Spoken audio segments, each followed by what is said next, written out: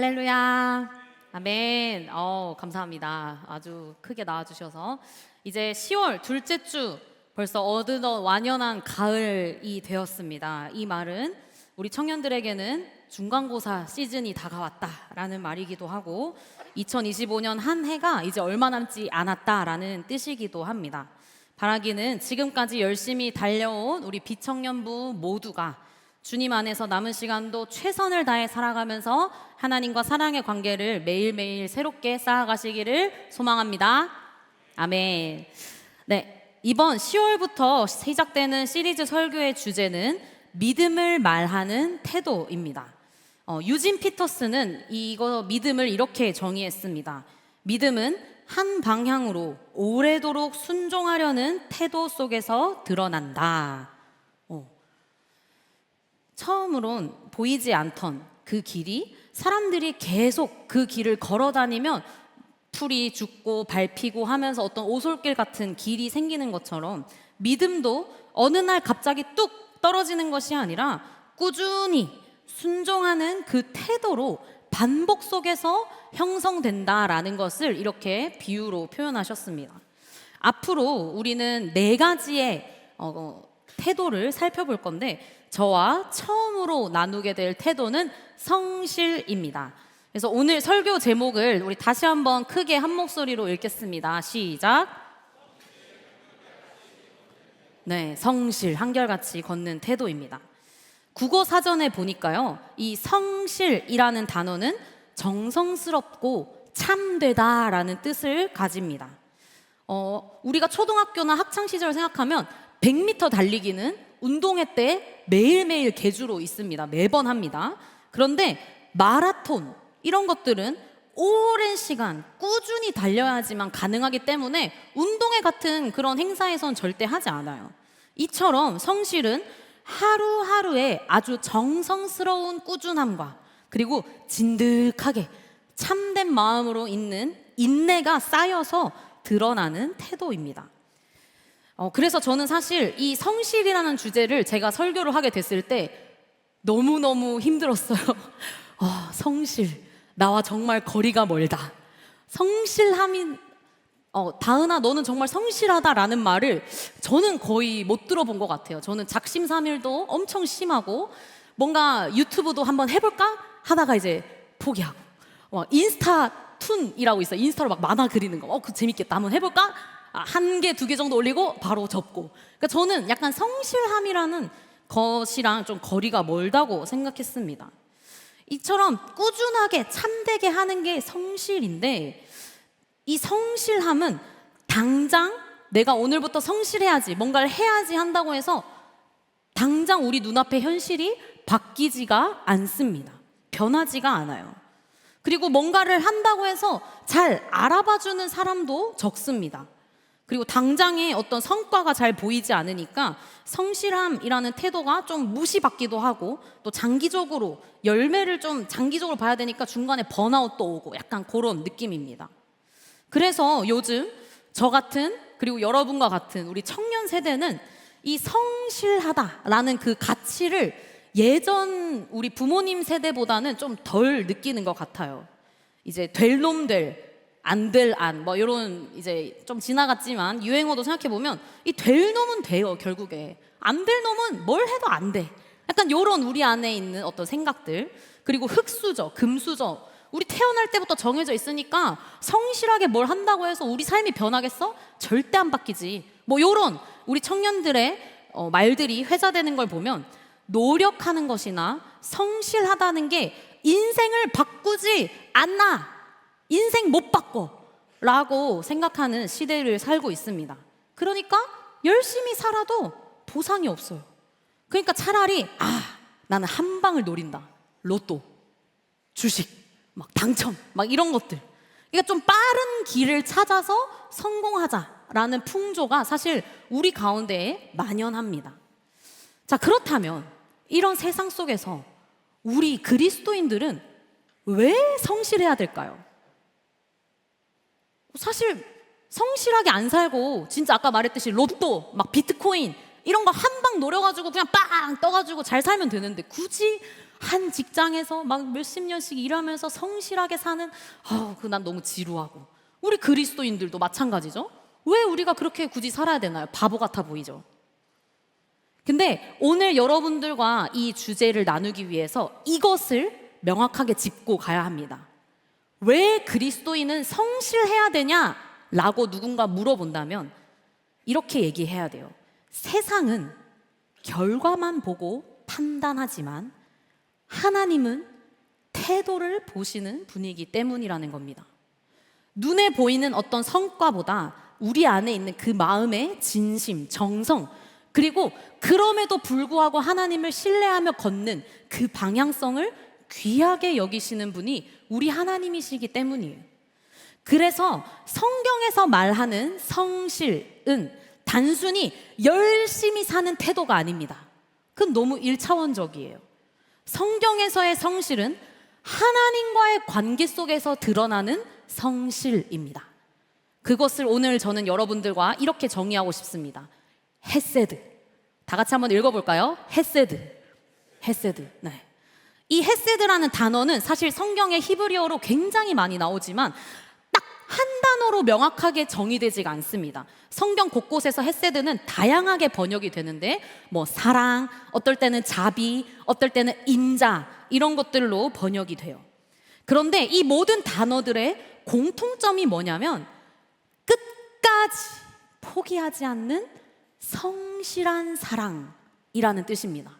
끝까지 포기하지 않는, 끊임없이 우리에게 주어지는, 우리가 해내는 성실한 사랑이 헤세드입니다. 그래서 이 헤세드는 우리의 단순한 감정, 의지 이 정도의 수준이 아니에요. 이것은 관계성 안에서 드러나는 헌신, 충성, 그리고 신실함의 태도입니다. 무엇보다도 여러분, 우리 하나님께서 우리에게 이렇게 헤세드 하셨어요. 하나님은 변덕스럽지도 않으시고 약속하신 것을 반드시 성실하게 행하시는 분이십니다. 그래서 우리 그리스도인들이 왜 성실해야 되냐? 바보 같아 보이고 미련해 보이는데 왜 성실해야 되냐? 라고 물어본다면 우리 하나님이 성실하시기 때문이다 라고 말할 수 있는 겁니다. 우리 하나님의 성실하심이 우리 가운데 먼저 역사하기 때문에 그리스도인은 성실해야 된다라고 말해야 돼요. 우리가 하나님을 향해 그리고 이웃을 향해 성실하게 살아가려고 할 때 그 근원에는 언제나 하나님의 선행된 헤세드가, 성실함이 있다는 것을 기억하셔야 합니다. 자, 그렇다면 이것까지 만약에 여러분들에게 동의가 된다면 오늘 저희가 읽었던 룻기가 그 성실함을 보여주는 가장 대표적인 예가 됩니다. 룻기, 아시는 분들은 아시고 모르시는 분들 모르실 수 있어요. 구약 성경에 있고 4장밖에 안 돼서 되게 짧은 책이에요. 이건 근데 단순한 어떤 러브 스토리나 아니면 족보의 이야기가 아니라 룻기는 하나님의 헤세드, 언약적인 성실함과 그리고 룻기 안에 등장하는 주인공들, 인간의 헤세드, 신실한 응답이 만나서 이루어지는 하나님의 역사 이야기입니다. 이 룻은요, 제가 간단하게 설명해 드리면 세상적으로 봤을 때 아무런 가능성이 없는 사람, 미래가 없는 사람입니다. 왜? 일단은 그 수천 년 전에 이 시대의 여성입니다. 그 시대는 여러분들 생각하는 약간 철기 시대 정도로 생각해도 좋을 것 같아요. 여성, 남자가 없으면 사회적 발언권도 없습니다. 여성인데 심지어 이방 사람이었어요. 이따가 보겠지만 모압 사람입니다. 근데 그 중에서도 과부, 내 남편을 죽었어, 나를 대신해서 책임져 줄 사람이 죽고 없는 사회 최하층 천민 중에 천민입니다. 가장 약한 존재였어요. 근데 그럼에도 룻은 불평하거나 절망한 모습이 나타나지가 않습니다. 매일 밭에 나가서 이삭을 주우면서 하나님을 향한 믿음과 시어머니인 나오미를 향한 그 사랑을 성실하게 해냈던 사람이었어요. 성경은 바로 그 룻의 태도를 헤세드, 즉 하나님 앞에서 한결같이 걷는 믿음의 성실한 태도라고 부릅니다. 그리고 하나님은 성실을 기억하셔서 룻을 은혜로 덮으십니다. 그래서 오늘 룻기 말씀을 통해 왜 성실이 믿음을 말하는 태도인지 함께 살펴보도록 하겠습니다. 먼저 첫 번째입니다. 성실은 환경과 상황을 넘어서는 태도입니다. 우리는 늘 우리가 처한 상황과 환경을 따집니다. 우리 부모님이 금수저가 아니고 아파트가 없고 내가 지금 들어간 학교가 취업이 잘 되는 곳이 아니고 뭐 이런 이유들로 우리는 환경을 따지는데, 아니면 다른 사람들과 너무 쉽게 비교를 합니다. 근데 이것처럼 여러분들이 신앙생활을 할 때도 사실 너무너무 쉽게 지금 내가 처한 상황과 나의 신앙을 분리시켜서 얘기한다는 거예요. 내가 지금 하나님께 온전히 순종할 수 없는 이유, 내가 섬길 수 없는 이유, 내가 하나님을 믿을 수 없는 환경들을 자꾸만 이야기한다는 겁니다. 근데 중요한 것은 삶이 완벽해야지만 믿음이 자라나는 게 아니다라는 거예요. 믿음의 태도로 오늘 여러분들에게 말하는 성실은 우리의 상황과 환경을 뛰어넘는 어떤 태도입니다. 자, 그렇다면 룻이 당시에 살아가던 태도, 상황을 한번 살펴볼게요. 룻기 1장 1절 말씀을 우리 같이 읽겠습니다. 시작. 사사들이 치리하던 때에 그 땅에 흉년이 드니라. 유다 베들레헴의 한 사람이 그의 아내와 두 아들을 데리고 모압 지방에 가서 거류하였는데, 여기 보면 룻기의 배경이 언제냐? 사사시대예요. 성경에서는 이 시대를 이스라엘에 아직 왕이 없어서 사람들이 자기의 마음대로 살았던 시대라고 평가를 합니다. 그 중에서도 이 룻기의 배경은 이 베들레헴 지역에 흉년이 들었어요. 흉년. 먹을 게 없어요. 그래서 룻기의 주인공 중 하나인 나오미와 그의 남편 엘리멜렉, 이 두 사람은 자신의 가족들, 아들들을 데리고 오늘날의 요르단 지역까지, 꽤 멀어요. 초록색 동그라미로 된 지역이 오늘 룻기의 배경이 되는 베들레헴이고, 이민을 간 곳은 저기 사해 옆에 요르단 서편에 있는 모압 요르단 지역입니다.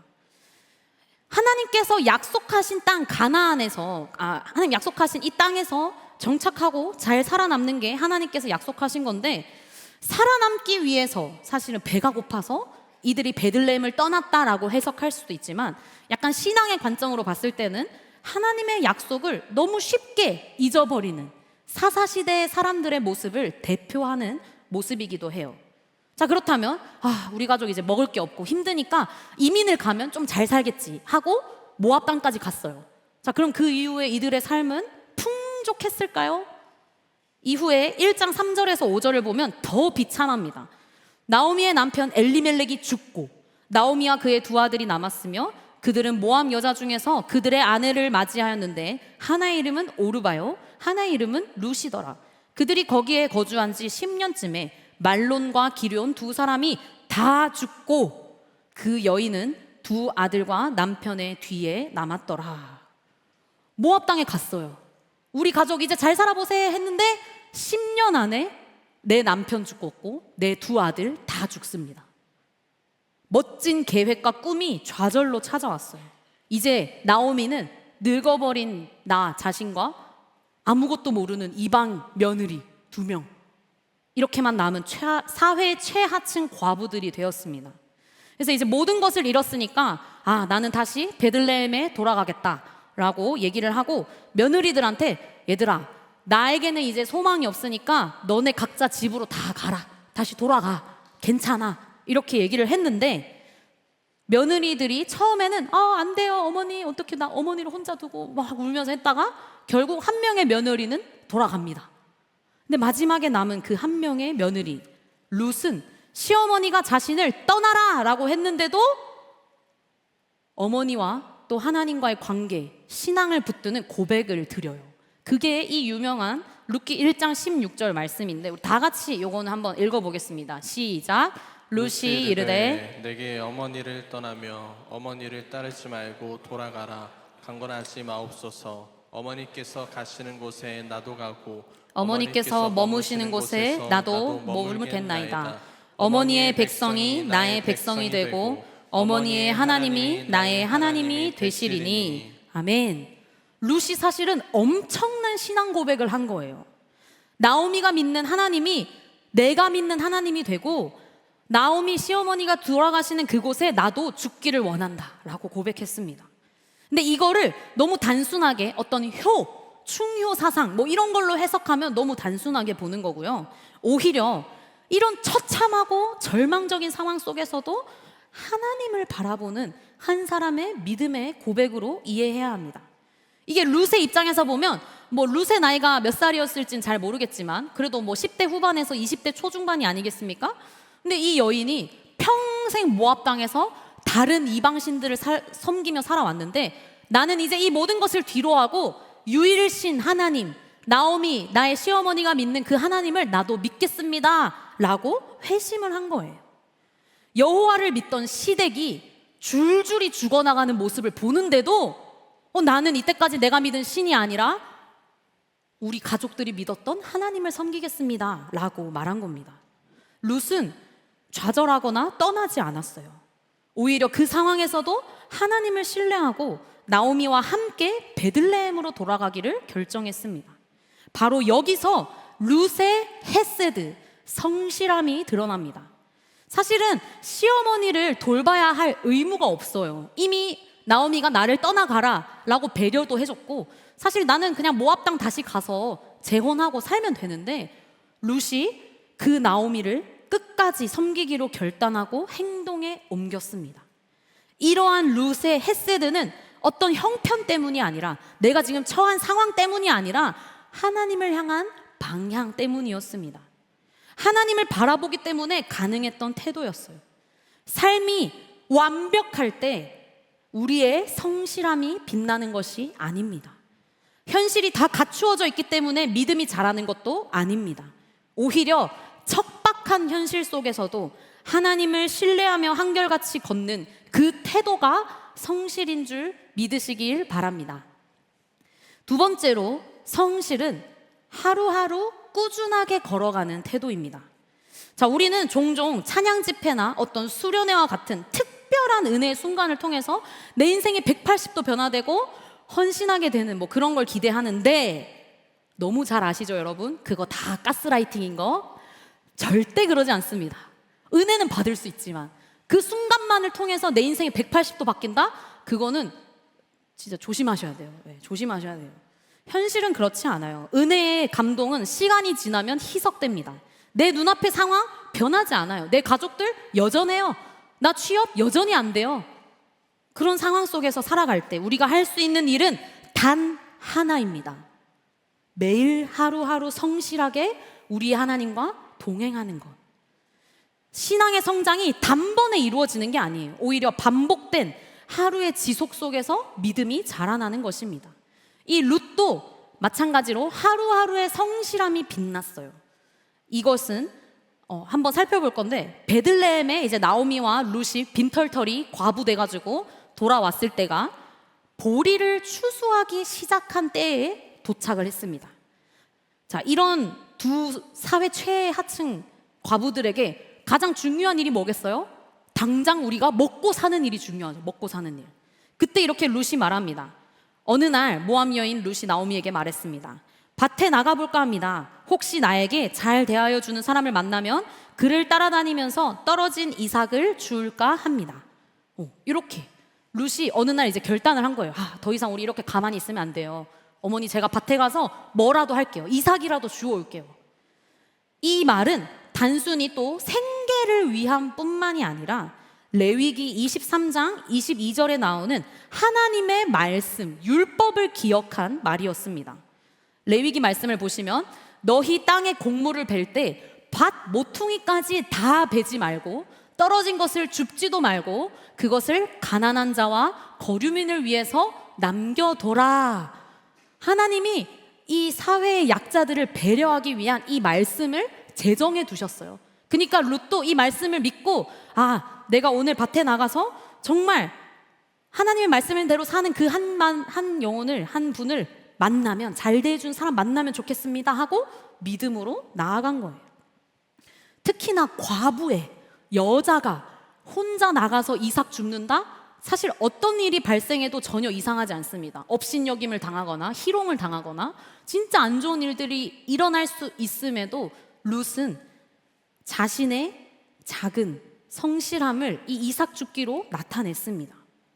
그리고 그 이삭을 줍는 룻의 작은 성실함을 하나님께서는 보아스라는 인물의 밭으로 인도하신 거예요. 그 보아스는 자신의 시아버지였던 엘리멜렉의 친척인데 베들레헴에서 제일 가는 부자 중에 한 명이었습니다.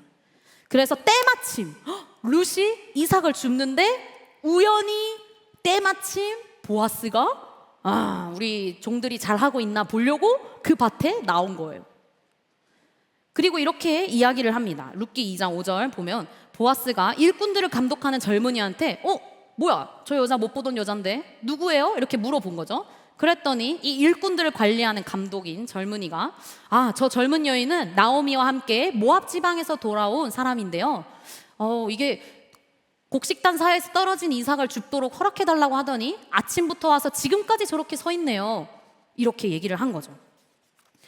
이러한 사환의 말만 보아도 룻은 단순히 이삭 줍기를 막 부끄러워하면서 소극적으로 이렇게 한 게 아니라 아주 적극적으로 누구의 시선도 개의치 않고 자신에게 주어진 일을 성실하게 감당했음을 볼 수가 있습니다. 그래서 보아스는 이 룻의 모습을 보고 칭찬하면서 너가 이 밭에서 떠나지 말고 계속해서 이삭을 주울 수 있도록 헤세드, 배려를 해줘요. 성실하게. 그리고 이 극진한 배려를 받은 룻이 보아스에게 말하는 장면이 오늘 여러분과 제가 읽었던 말씀입니다. 10절에서 11절 말씀 보면 룻이 엎드려서 이마를 땅에 대고 절을 하면서 저는 한낱 이방 여자일 뿐인데 어떻게 저 같은 것을 이렇게 잘 보살펴 주십니까? 라고 하니까 보아스가 뭐라고 얘기하냐면 남편을 잃은 뒤에 댁이 시어머니에게 어떻게 하였는지를 자세히 들어서 다 알고 있어. 댁은 친정아버지와 어머니를 떠나고 태어난 땅을 떠나서 엊그저께까지만 해도 알지 못하던 다른 백성에게로 오지 않았소? 라고 이야기를 합니다. 그러니까 룻의 성실함이 그 모든 베들레헴 사람들의 눈에 다 보였다는 거예요. 룻의 성실함이 결국 하나님께서 예비하신 보아스라는 사람을 만나게 하고 그 만남을 통해 룻은 보리 추수뿐만 아니라 밀 추수도 끝날 때까지 배려함을 받았습니다. 룻의 이삭 줍기라는 작고 평범한 일이 하나님께서 사용하시는 통로가 된 거예요. 여러분, 성실함은 속도가 아니라 방향입니다. 그것을 지속하는 거예요. 하루하루의 작은 성실함이 보아스를 만나도록 인도함을 받았고 결국에는 나오미와 룻을 회복시키는 그 놀라운 은혜의 길이 되었습니다. 그러나 여러분, 마지막으로 우리의 꾸준함만으로는 충분하지가 않는데 이것을 여러분이 꼭 기억해야 됩니다. 성실함은 하나님의 성실하심에 뿌리내린 태도라는 거예요. 이때까지는 성실이 계속 인간의 어떤 노력이었는데 마지막 요게 정말 중요합니다. 우리의 성실은 사실은 하나님의 성실하심에 뿌리내렸기 때문에 가능한 태도라는 거예요. 룻기 2장 12절을 보면 보아스가 이렇게 마지막에 축복합니다. 댁이 한 일은 주님께서 갚아주실 것이요 이제 댁이 주 이스라엘의 하나님의 날개 밑으로 보호를 받으러 왔으니 그분께서 댁에게 넉넉히 갚아주실 것이요 라고 이야기를 합니다. 보아스는 이 룻의 행위를 칭찬하는 게 아니라 룻의 성실함 뒤에 계신 하나님을 높여드립니다. 이 성경에서 날개 아래, 날개 밑이라는 표현은 단순한 어떤 보호를 넘어서 언약의 품, 하나님의 신실하심의 영역을 뜻합니다. 그래서 출애굽 때도 이스라엘 백성들을 향해서 독수리의 날개로 내가 너희를 업었다라는 표현도 있듯이 날개의 이미지는 하나님의 언약적인 끝까지 포기하지 않으시는 그 사랑과 섭리의 품을 상징해요. 결국 이 룻기 3장과 4장에서는 신실하신 하나님이 보아스라는 사람을 통해 룻과 나오미의 삶을 회복시키는 것을 보게 합니다. 보아스는 이 집안의 기업을 물을 자, 좀 어려운 표현인데 이걸 다 설명하면 오늘 너무 길어서 기업을 물어서 재혼을 해요. 룻과. 그리고 룻과 나오미의 후손을 낳게 됩니다. 그게 바로 오벳이라는 사람인데 이 사람의 밑으로 가다 보면 그 유명한 다윗 왕이 태어납니다. 그리고 다윗 왕의 후대에 가면 예수 그리스도께서 탄생하십니다. 그러니까 이 엄청난, 하나님은 이방 여인의 작은 그 성실함을 통해서 하나님의 엄청나게 큰 구속사의 한 강을 이루신 거예요. 그래서 이제 마지막 이 도식을 여러분들께 보여드리고 싶은데, 하나님의 헤세드, 언약적인 성실함이 선행되기 때문에 인간의 헤세드가 드러납니다. 그리고 마침내 그것은 하나님의 역사로 열매를 맺어요. 룻의 하루하루의 믿음의 걸음이 결코 작지 않았어요. 그 성실의 뿌리는 바로 하나님의 성실함에 뿌리내어 있었습니다. 다 있었습니다. 그리고 그 열매가 결국 마침내 예수 그리스도의 탄생이라는 인류 구원의 거대한 이야기로 완성이 되었어요. 우리 사랑하는 비청년 여러분, 제가 오늘 시간이 좀 촉박해서 와다다다다다다 설교를 해가지고 잘 이해가 안 되실까봐 조금 걱정스럽긴 한데, 이것만 기억하시면 좋겠습니다. 우리가 가져야 할 믿음을 말하는 태도, 성실은 우리의 하나님이 성실하시기 때문에 가능하다라는 거예요. 그분은 우리의 성실이 흔들릴 때도 여전히 우리를 성실하게 붙들고 계십니다. 룻이 매일매일의 삶 속에서 보여준 그 한결같은 성실함은 결국 하나님의 헤세드에 뿌리 내린 결과예요. 여러분, 성실은 잘하는 게 아니라 포기하지 않는 거예요. 결과가 아니라 방향입니다. 그리고 그 방향의 끝에는 언제나 성실하신 우리의 하나님이 있습니다. 오늘 여러분들의 삶이 완벽하지 않아도, 성실하지 않아도 괜찮습니다. 단 중요한 것은 우리가 여전히 하나님 안에 거하고 있는가, 하나님의 성실하심을 믿고 나도 나의 매일의 하루에 최선을 다하려고, 성실하려고 룻처럼 발버둥 치고 있는가예요. 여러분들이 정말 하나님의 성실하심, 헤세드를 기억하고 여러분들에게 주어진 그 삶의 현장 가운데 그 작은 발걸음, 그 성실함으로 나아가시기를 주님의 이름으로 소망하고 축복합니다. 아멘. 우리 시간 찬양하겠는데요, 가사를 생각하시면서 함께 찬양하면 좋겠습니다. 함께 믿음으로 고백합니다.